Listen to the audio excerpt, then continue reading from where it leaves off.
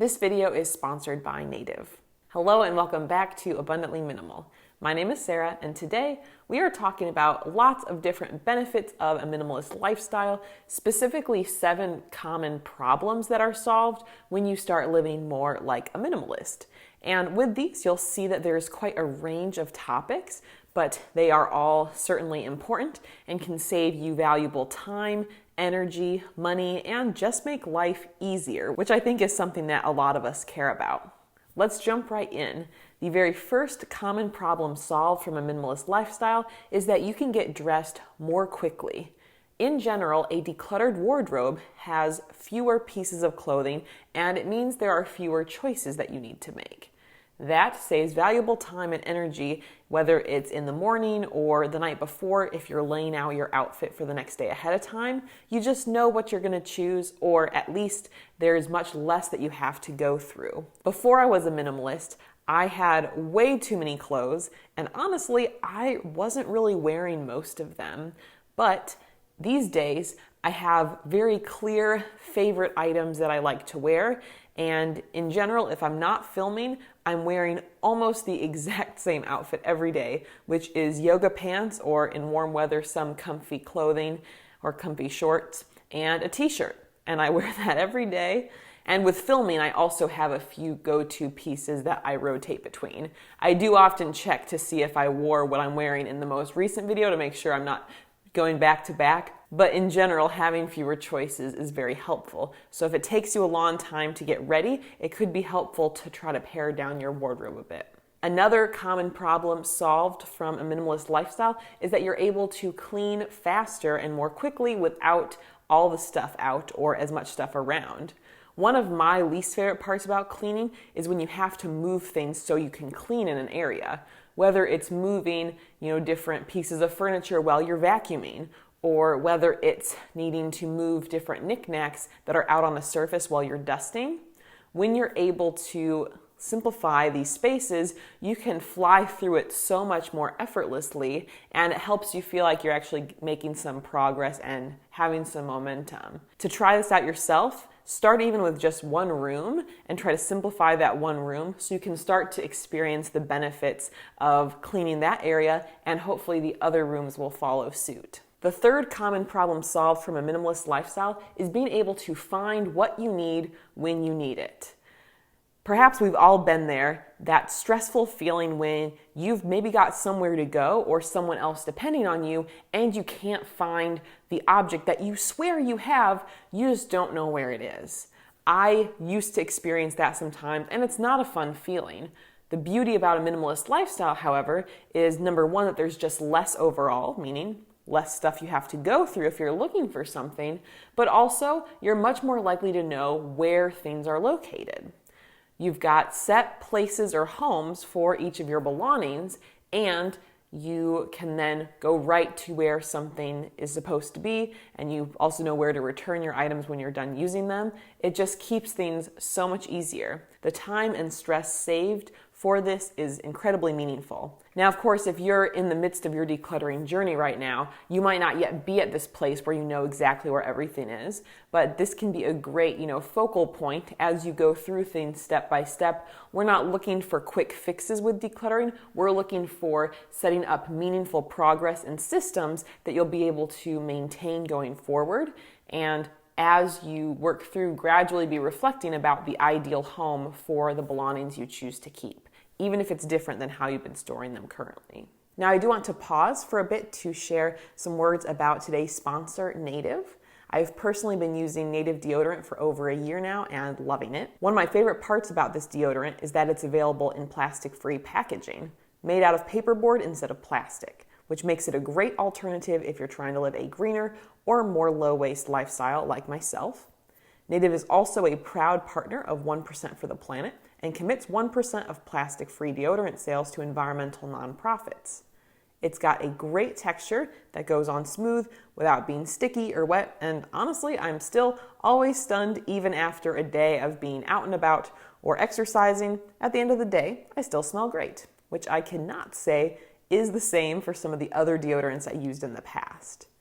There are a wide variety of new scents being released all the time. My all-time favorite is still cucumber and mint, but I got the eucalyptus and mint again and wanted to try out this aloe and green tea scent, which is really nice.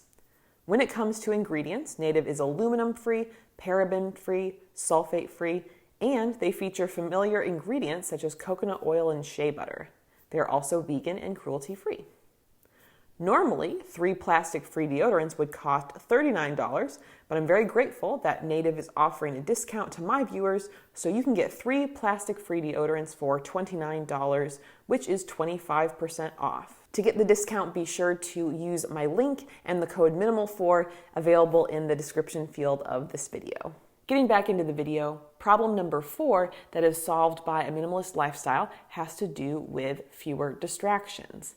In life, there are so many different things trying to have our attention, both meaningful things and not so meaningful things.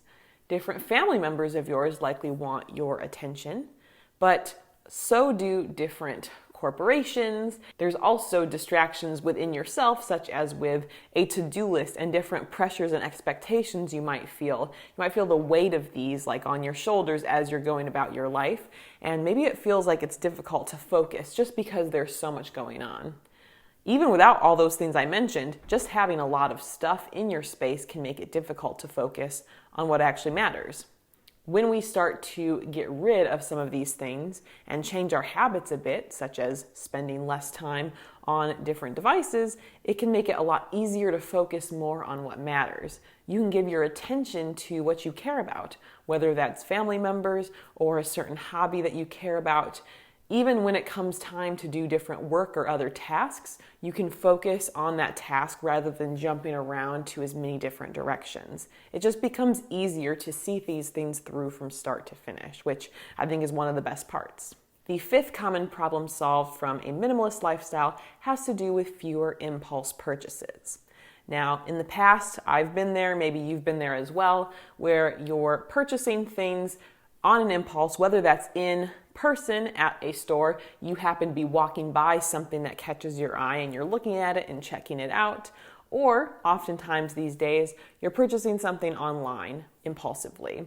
You maybe had an intention to why you were looking at a certain thing, but then you discover something else, or maybe it was even served to you as an ad or something like that. Regardless of the case, we often purchase these things without truly thinking them through. However, what happens when you live more of a minimalist lifestyle is that you become a lot more choosy about what gets to come into your space. You start to reflect more about what specific purpose this item is going to use within your space and really think it through from start to finish.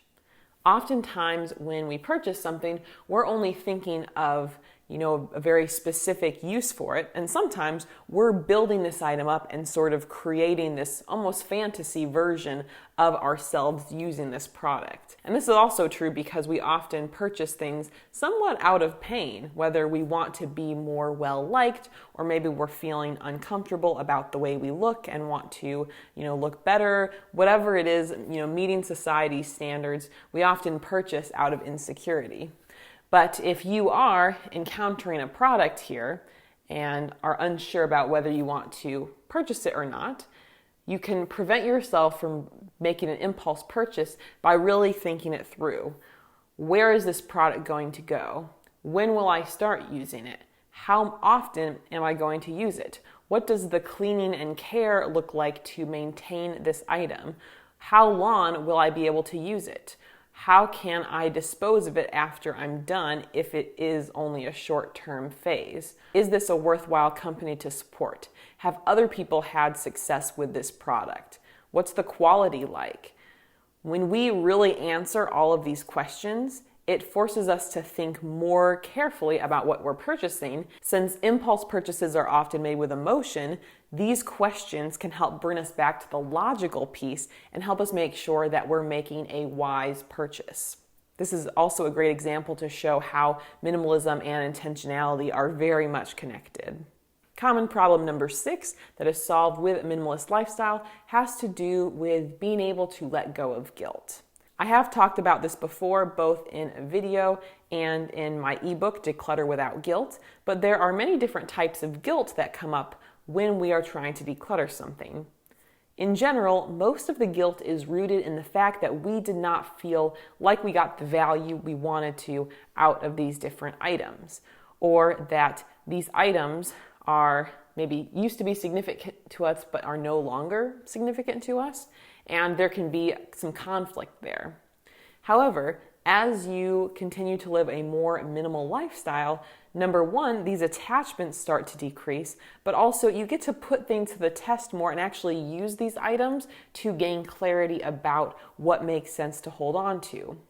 Rather than being completely overwhelmed with stuff and recognizing all of these different things that you purchased or that you obtained, but that just aren't a good fit or you haven't gotten value out of and feeling guilty, you can push through that, decide what you want to keep, try actually using things, and making an informed decision about how you want to let that piece go if it's no longer going to add the value that it once did or you had hoped it did. There is a quote or concept that I find very inspiring. Unfortunately, I'm blanking on the name of who initially said this, but I will put that on the screen here after I look it up after filming this. But it's essentially that the only way out is through.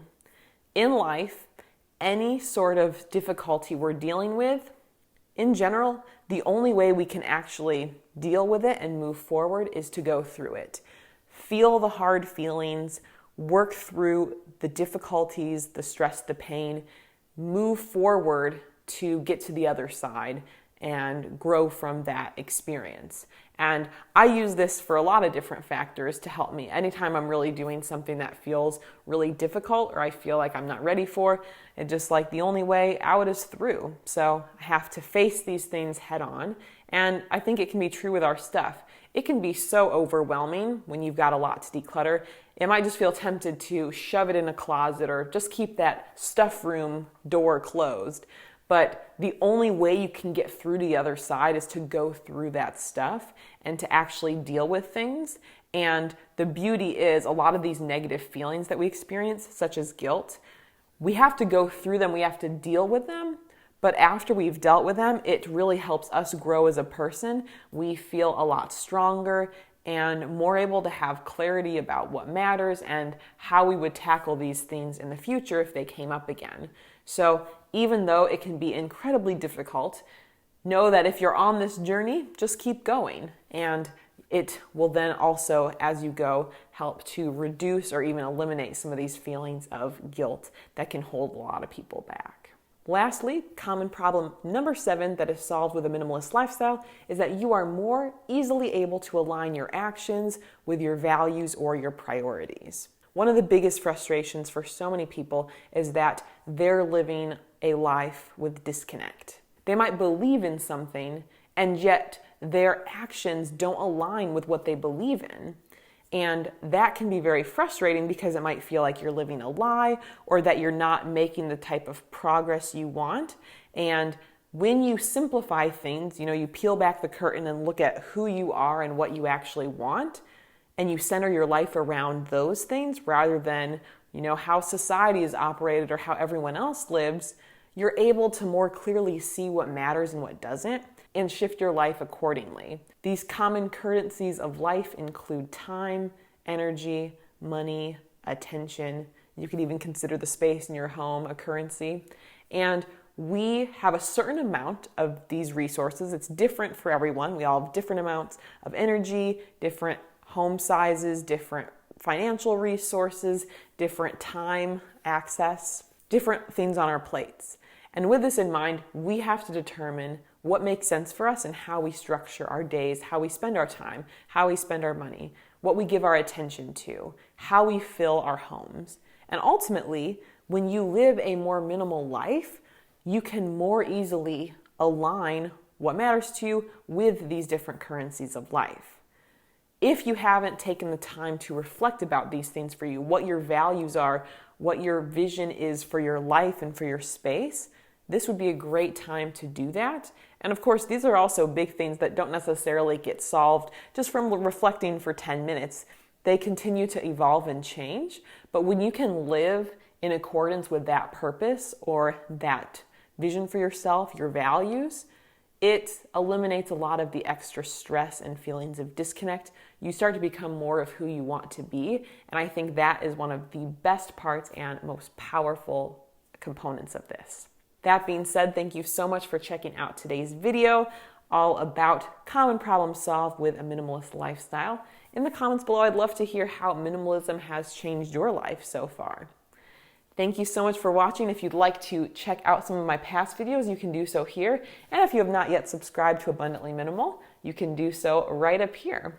We'll see you next time. Bye.